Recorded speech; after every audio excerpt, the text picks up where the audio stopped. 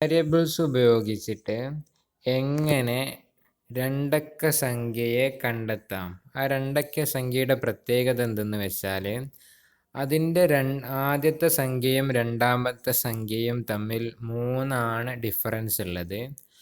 പിന്നെ അത് തിരിച്ചിട്ട് കൂട്ടിയാൽ 143 കിട്ടുകയും ചെയ്യും. ഉദാഹരണത്തിന് ഒന്നാമത്തെ സംഖ്യയും രണ്ടാമത്തെ സംഖ്യയും 14 ഒരു 3ൻ്റെ വ്യത്യാസമുണ്ട്. അപ്പോൾ അത് തിരിച്ചിട്ട് കൂട്ടിയാൽ 143 കിട്ടണില്ല. അപ്പോൾ ഇതുപോലെ ഇനിയിപ്പോൾ 25 ആകാം, അതേമാതിരി തന്നെ 36 ആകാം. അപ്പോൾ ഇതിലുള്ള ഏതോ ഒരു സംഖ്യയാണ്, അല്ലെങ്കിൽ 47 അല്ലെങ്കിൽ 58. അപ്പോൾ ഇതിലേതോ ഒരു സംഖ്യയാണ് നമ്മളോട് ചോദിച്ചത്. അത് എങ്ങനെ വേരിയബിൾസ് ഉപയോഗിച്ച് കണ്ടെത്താമെന്നാണ് പറയുന്നത്. അപ്പോൾ ഉദാഹരണത്തിന് നമ്മളിപ്പോൾ 56 എന്നുള്ളതാണ് ആ സംഖ്യ എന്നുണ്ടെങ്കിൽ അതിന് 56 നമുക്ക് എങ്ങനെ എഴുതിക്കൂടെ? 10 × 5 + 6 എന്ന് എഴുതാം. നമുക്ക് വേരിയബിൾസ് ഉപയോഗിച്ച് കണ്ടെത്താൻ വേണ്ടിയിട്ട് നമുക്ക് പല ട്രിക്കുകളും എടുക്കാം. അതിലുള്ള ഒരു ട്രിക്കാണ് ഇത്. ഇതിനെ ഈ ഒരു ഫോമിൽ എഴുതാം. 56 എന്ന് പറഞ്ഞാൽ 10 × 5 എത്ര? 50. 50ക്ക് 6 കൂട്ടിയാൽ 56. അപ്പോൾ അതുപോലെ എഴുതാലോ. അപ്പോൾ അതിന് തിരിച്ചിട്ടാലോ? 10 × 6 + 5 അല്ലേ? 65ആയി. 56നെ തിരിച്ചിട്ട് 65 ആകും.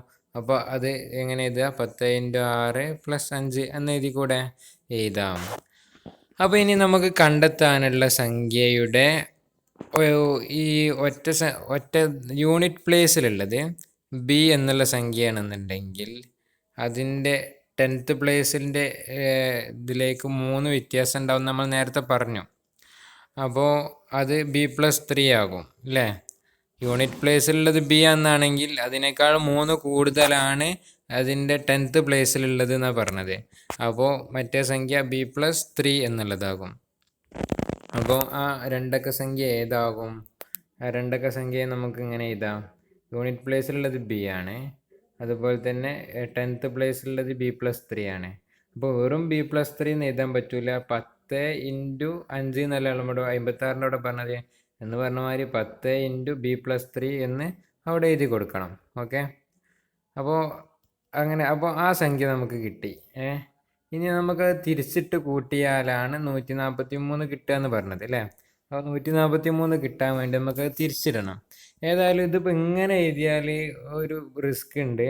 അപ്പോൾ നമുക്കൊന്ന് സോൾവ് ചെയ്യാം. 10 × B എത്ര? 10B.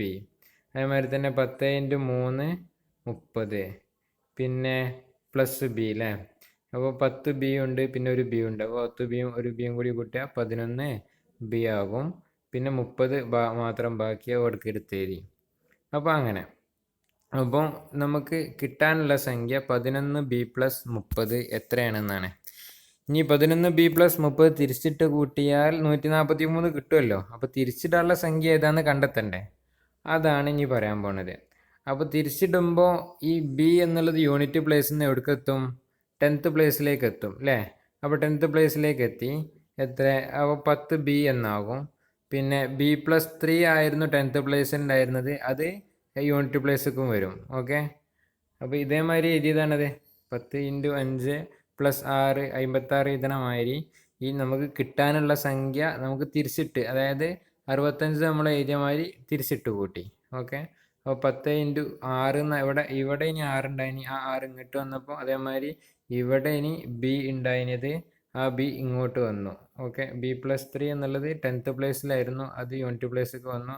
ഈ യൂണിറ്റ് പ്ലേസിലുള്ള B എന്നുള്ളത് ഇങ്ങോട്ടും വന്നു. ഓക്കെ, അപ്പോൾ അങ്ങനെ നമുക്ക് ചെയ്യാം.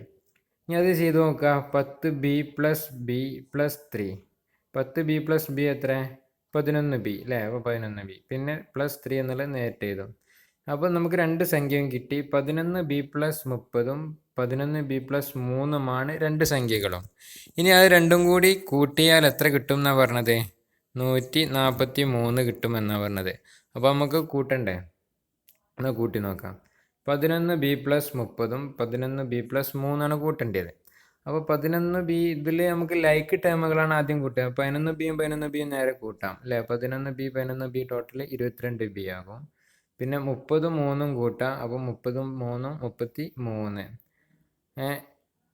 ഇതാണ് എന്ത്? അപ്പോൾ 22B + 33 എന്നായി.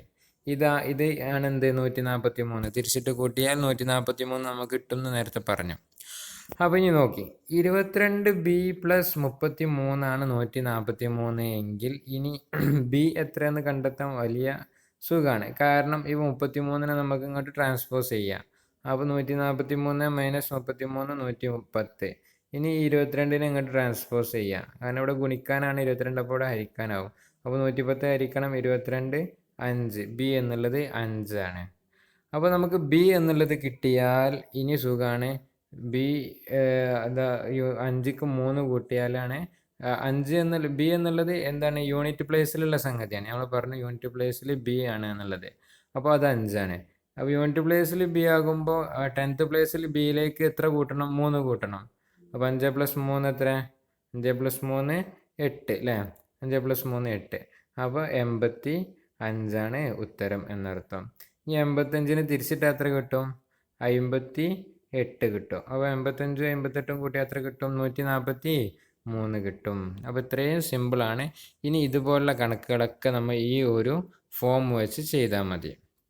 അടുത്തത് വയസ്സിൻ്റെ ഒരു കണക്കും കൂടി നമുക്ക് പറയാം. അർജുൻ്റെ വയസ്സ് ശ്രിയയുടെ വയസ്സിനേക്കാൾ ഇരട്ടിയാണ്. ട്വൈസ് എന്ന് പറഞ്ഞാൽ ഇരട്ടി. അപ്പോൾ ശ്രിയയുടെ വയസ്സിൻ്റെ ഇരട്ടിയാണ് ആരുടെ വയസ്സ്? അർജുൻ്റെ വയസ്സ്. 5 കൊല്ലം മുമ്പ് അർജുൻ്റെ വയസ്സ് 3 ഇരട്ടിയായിരുന്നു ശ്രിയയുടെ വയസ്സിനേക്കാൾ. അപ്പോൾ ഇപ്പോൾ ഉള്ള അവരുടെ വയസ്സാണ് കണ്ടെത്തേണ്ടത്.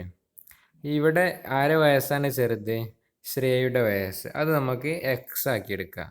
അപ്പോൾ ശ്രേയയുടെ വയസ്സ് എക്സ് ആണെന്നുണ്ടെങ്കിൽ അർജുൻ്റെ വയസ്സ് എന്താകും? അതിൻ്റെ ഇരട്ടിയല്ലേ? അപ്പോൾ 2x ആകും അല്ലേ? എന്നാൽ 5 വർഷം മുമ്പുള്ള വയസ്സോ ശ്രേയയുടെ വയസ്സ് x-5 ആവും. അപ്പോൾ അർജുൻ്റെ 5 വർഷം മുമ്പുള്ളത് 2x - 5 ആകും അല്ലേ? -5, അതായത് 5 കൊല്ലം കുറയ്ക്കണം. ഇനി നമുക്കിപ്പോൾ നൽകിയിട്ടുള്ളത് എന്താണെന്ന് വെച്ചാൽ Arjun's age 5 years ago was 3 times Shriya's age. അർജുൻ്റെ 5 വർഷം മുമ്പുള്ള വയസ്സ് ശ്രീയുടെ 3 വയസ്സിൻ്റെ 3 വയസ്സല്ല 3 ഇരട്ടിയാണ്. ശ്രീയുടെ 5 വർഷം മുമ്പുള്ള വയസ്സിൻ്റെ 3 ഇരട്ടിയാണ്.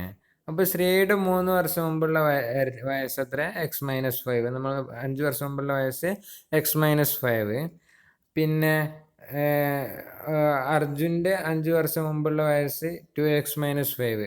അപ്പോൾ ഈ 2x-5 എന്നുള്ളത്, അതായത് അർജുൻ്റെ 5 വർഷം മുമ്പുള്ള വയസ്സ് ഈക്വലാണ് ശ്രിയയുടെ 5 വർഷം മുമ്പുള്ള വയസ്സിൻ്റെ 3 ഇരട്ടിയോട്. അപ്പോൾ ഇവിടെ 3 ഇരട്ടിയായതുകൊണ്ട് 3 ഗുണിക്കണം. അതാണ് ഈ 3 ഇവിടെ വന്നത് കേട്ടോ. അപ്പോൾ ഇനി നോക്കി, ഇനി ഇതിപ്പോൾ 2 ഭാഗത്തും വേരിയബിളായി ഇനി നമുക്ക് ചെയ്യാൻ സുഖമാണ്. അപ്പോൾ 3x-5 എന്ന് പറഞ്ഞാൽ ഇവിടെ 3 2 ഗുണിക്കണം. 3x 3x ആകും. പിന്നെ അതുമാതിരി തന്നെ 3 × -5 -5 ആകും. ഓക്കെ. ഇനിയാണ് ഇവിടെ എന്ത് എക്സിന് ഇവിടെ 2x എന്നുള്ള ഇവിടെ പ്ലസ് ആണ്. അതപ്പോൾ ഇങ്ങോട്ട് ഇടുമ്പോൾ -2x ആകും. ഇവിടെ പിന്നെ -15 എന്നുള്ളത് എന്ത് ഇങ്ങോട്ട് ഇടുമ്പോൾ +15 ആകും. ഓക്കെ. +15 -5 10 അതുമാതിരി തന്നെ 3x - 2x x ആണ്. അപ്പോൾ x = 10. അപ്പോൾ ശ്രീയുടെ ഇപ്പോഴുള്ള വയസ്സ് എത്ര? 10. അപ്പോൾ അർജുൻ്റെ ഇപ്പോഴുള്ള വയസ്സോ 20. 5 വർഷം മുമ്പുള്ള ശ്രീയുടെ വയസ്സ് 5. 5 വർഷം മുമ്പുള്ള അർജുൻ്റെ വയസ്സ് 15. അപ്പോൾ 5 വർഷം മുമ്പുള്ള ശ്രീയുടെ വയസ്സിൻ്റെ 3 ഇരട്ടിയാണ് അർജുൻ്റെ വയസ്സായിട്ടുള്ള 15. ഓക്കെ. ഇത്രയും സിമ്പിളാണ്.